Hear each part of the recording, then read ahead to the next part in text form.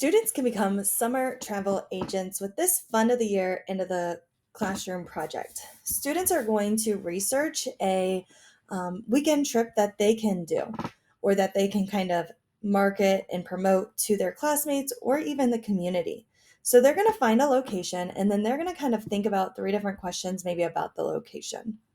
After they do that, they're going to add their research right here to what they found about that location and what is going to maybe happen next is they're ready to estimate on what's going to be needed for the trip. What is going to be the cost? Well, how much time?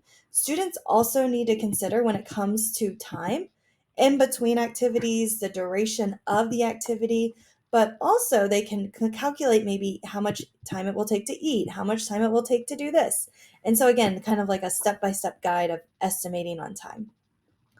What are students going to pack? Students can add what they're going to pack on this page where they're able to, again, kind of think through what is it that is going to be needed for this activity.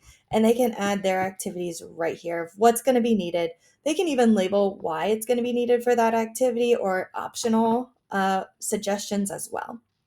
Then they want to think about their users.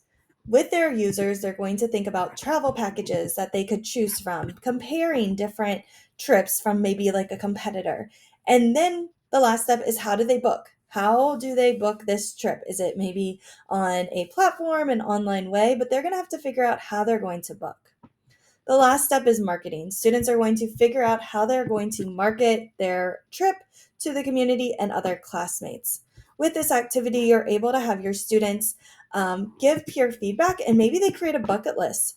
So you could have it be a trip that maybe they do have to travel to.